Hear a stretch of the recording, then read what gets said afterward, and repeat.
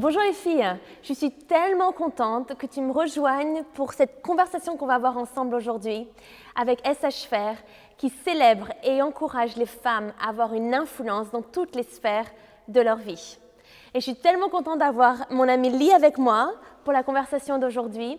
Vous allez l'adorer. Et je connais Lee depuis maintenant des années et vous allez d'ailleurs tout de suite, je vais vous dire, adorer son accent parce qu'elle vient de la Nouvelle-Zélande. Vous allez adorer son accent, laissez-moi vous dire. Mais Lee aujourd'hui donc mariée avec un Français et elle a un petit garçon qui va célébrer ses 2 ans, qui s'appelle Hugo, qui est tellement mignon. Et elle est enceinte, comme vous pouvez le voir, de son 2e garçon. Et d'ailleurs, ce qui est marrant pour la petite histoire, c'est que Lee et moi, on avait partagé donc la même date prévue d'accouchement justement pour son premier, et puis moi donc pour ma fille Talia. Et au final, tu as accouché un mois avant. Je suis désolée, hein. je t'ai lâché. Jusqu'au bout, on pensait que ça allait être bon, et puis non, au final, un mois avant. Finalement. Mais donc ça c'était donc super, donc ça montre à quel point donc on a vécu plein de choses ensemble et vous allez adorer donc la conversation parce qu'on va parler du coup de l'attente. Et la réalité les filles, c'est que l'attente, on est toutes concernées par l'attente et on la vit dans différents contextes, à différentes saisons de notre vie. Pour certaines, c'est peut-être l'attente et ce désir de trouver un partenaire de vie. Pour d'autres, l'attente de tomber enceinte, d'avoir des enfants. Pour d'autres, cette attente que des problèmes de santé soient résolus. L'attente d'un rêve, l'attente de voir Dieu amener une certaine promesse dans notre vie. Donc, on est toutes concernées par ça. Mais on va parler de ça aujourd'hui avec Lee et j'en suis sûre que vous allez être bénis. Donc, Lee, on parle d'attente et je voulais voir si déjà tu peux parler plus spécifiquement sur l'attente que toi tu as fait face et juste partager donc cette attente justement.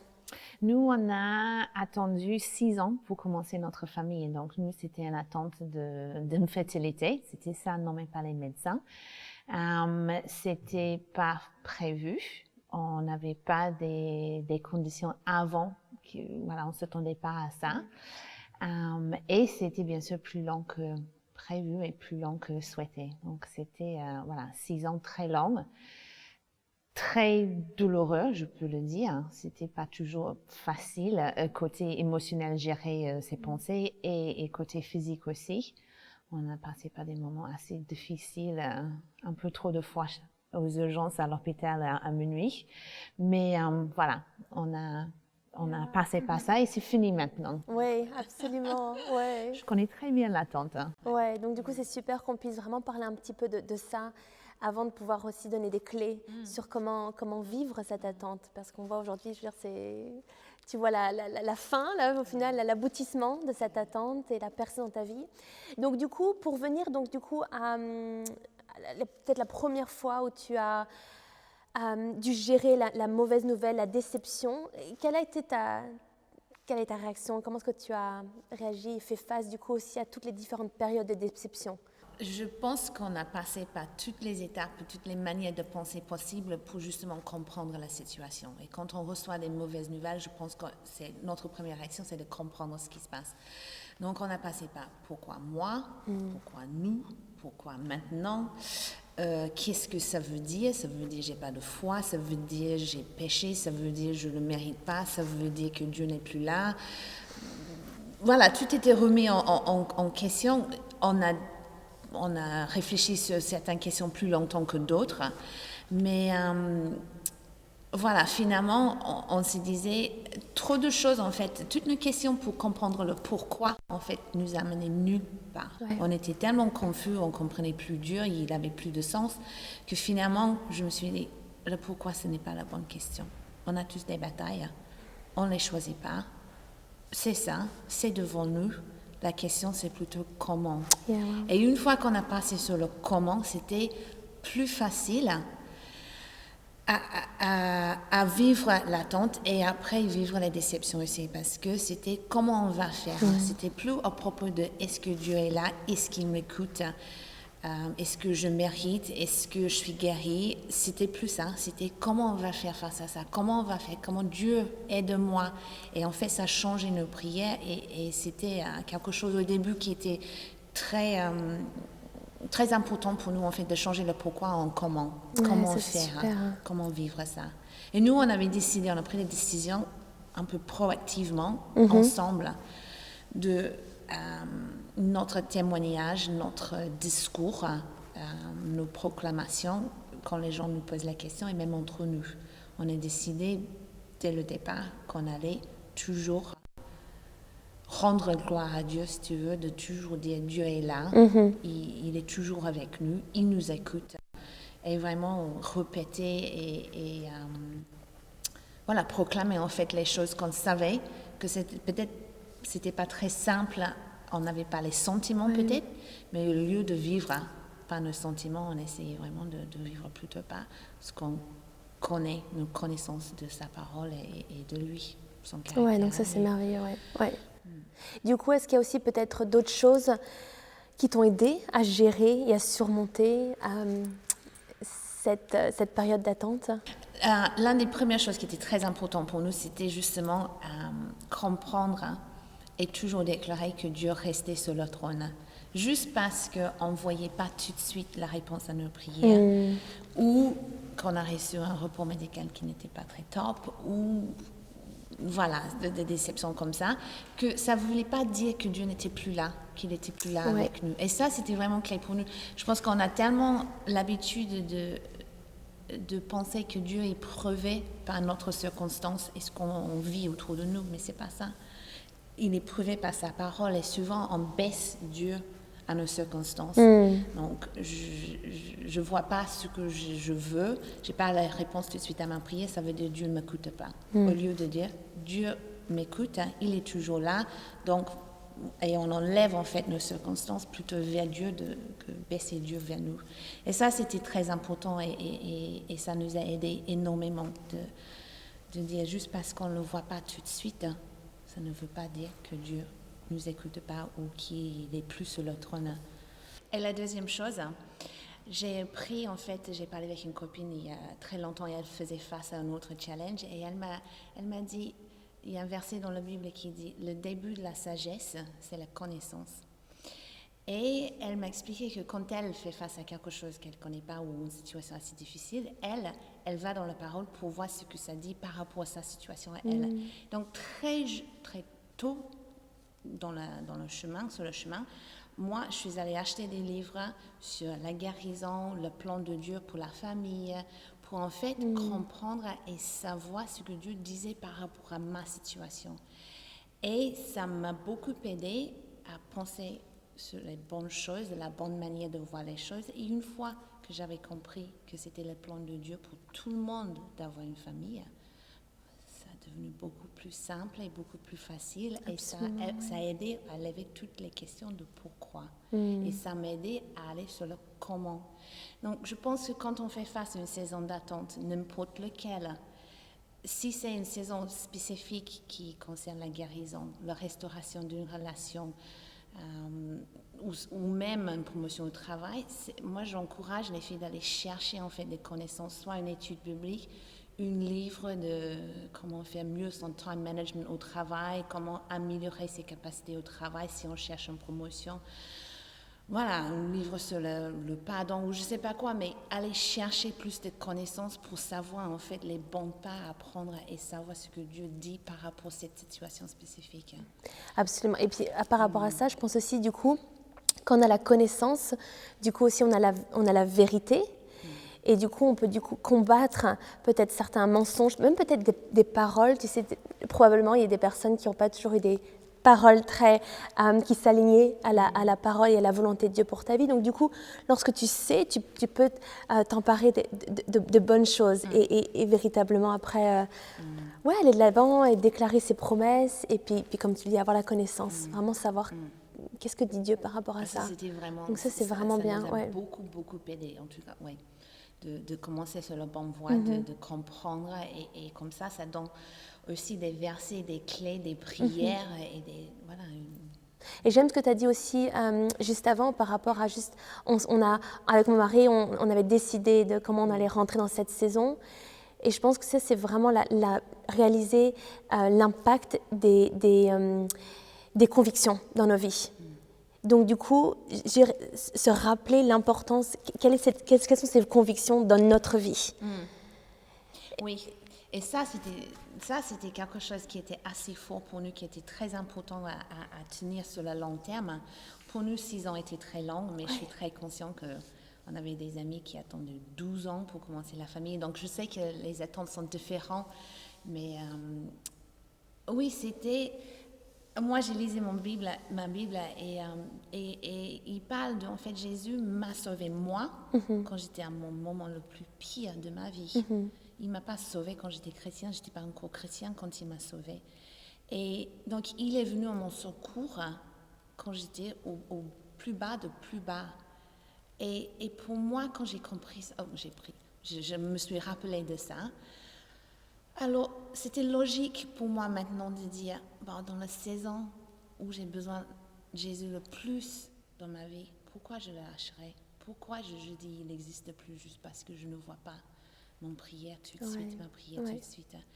Et c'était en fait les deux combinés qui aidaient en fait la conviction en moi, qui était vraiment la base de il était là pour moi quand j'avais besoin de lui. Il va faire la même chose maintenant. Je ne vais pas lâcher juste parce que je ne vois pas le prière. Je me souviens aussi dans le passé, pour moi, j'ai attendu assez longtemps aussi pour me marier. J'avais 30 ans, j'étais très célibataire, il n'y avait personne à 30 ans. Et quand j'ai rencontré Gaël, l'histoire était formidable. Et si j'avais su à tel point, c'était le cadeau que Dieu avait prévu pour moi j'aurais attendu encore 6 ans sans me plaindre une seule fois. J'avais vraiment l'impression d'une petite fille qui veut son cadeau de Noël avant Noël. La petite fille gâtée qui dit mais papa, je suis là, moi je veux mon cadeau maintenant. Et Dieu il est en train de dire mais c'est pas le moment, c'est pas encore Noël, c'est pas encore ton anniversaire. Et c'était ça aussi avec cette attente-là pour commencer une famille. Je ne voulais pas être la petite personne qui disait mais je le veux tout de suite et je ne le vois pas venir. C'est vrai que Dieu il a tellement de bonnes choses pour nous, il faut de temps en temps faire confiance. Dans une saison où tu fais face à l'attente, et même peut-être pour d'autres filles qui regardent leur attente est différente, est-ce que toi, par contre, dans ton cas, tu aurais pu passer à côté de beaucoup de choses si jamais tu avais été juste seulement focalisé là-dessus, et pas réalisé que Dieu était aussi en train de faire d'autres choses, qu'il était bien à l'œuvre? Est-ce que tu penses qu'on peut passer à côté de toutes les bonnes choses que Dieu fait dans notre vie? Très, très facilement. Parce que selon le type d'attente ou la longueur de l'attente, ça peut devenir très, très vite le but de notre vie, le but de toutes nos prières, le but de toutes nos pensées, de chaque fois qu'on prie, qu'il faut prier pour ça. C'est naturel, en fait, que ça peut consommer, en fait, notre vie. Mais... dans une salle d'attente normale, dans un hôpital, chez le médecin, une salle d'attente n'est pas morte, il y a toujours une activité, il y a toujours les gens qui viennent, qui partent, la maman qui parle avec son bébé, les couples qui se parlent entre eux, quelqu'un qui a besoin d'aide. Voilà, une période d'attente n'est pas une période de non-activité de la part de Dieu. Il est toujours à l'œuvre et quand on regarde en arrière, on voit très bien que Dieu a fait plein de choses à côté. Mais il faut ouvrir ses yeux et oublier un peu son nombril pour regarder les choses qu'il est en train de faire autour, parce que c'est très naturel de devenir très... il ne s'agit que de ça. Oui, je pense que ça, c'est vraiment une clé, c'est de regarder à Christ plutôt que constamment regarder à ce qui se passe dans notre vie. Et je pense que ce qui est révélateur de est-ce qu'on regarde suffisamment à Christ, c'est lorsqu'une personne qui vient d'avoir sa victoire, sa percée, au lieu que ça amène dans notre propre vie de l'espoir et un sentiment de confiance en Christ, de réjouissance, si à la place, ça amène plutôt de la comparaison et un sentiment de jalousie ou on ne peut absolument pas célébrer.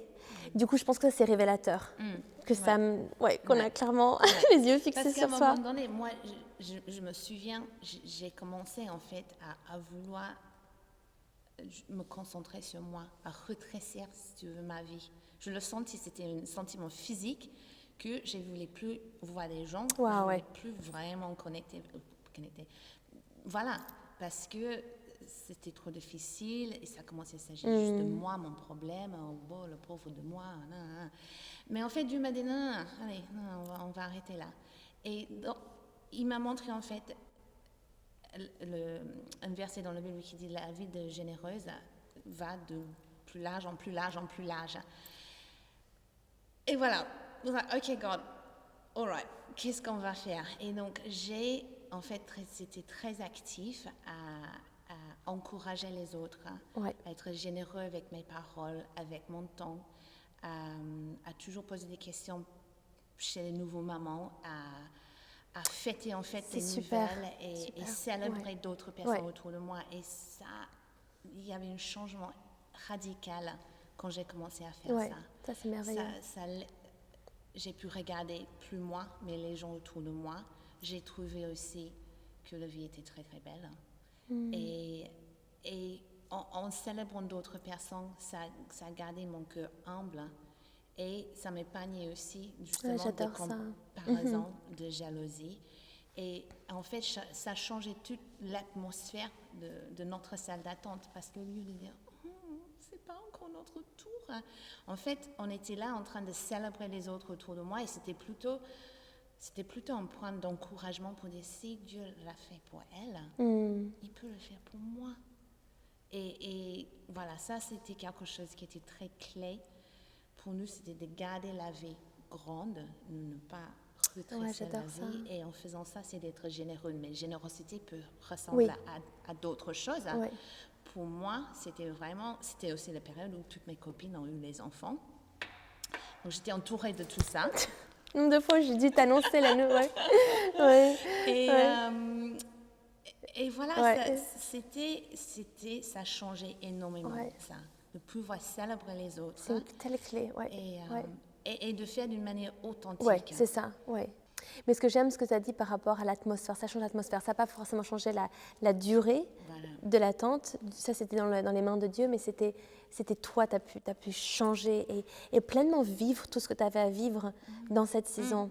Et au final, je crois que ça, c'est une réalité. C'est parfois, on tombe dans le mensonge que seulement quand seulement quand il y aura ma percée, alors je vais m'épanouir. Et donc, je pense que ça, c'est tellement important de saisir qu'on peut s'épanouir maintenant. Pas seulement quand, dans le futur. Parce que sinon, on passe à côté déjà de tout ce que Dieu a pour nous, mais il est aussi en train de faire aussi certains tests, mais aussi notre maturité, développer un caractère selon lui. Est-ce qu'on c'est lui avant tout ou est-ce que c'est toutes les bénédictions?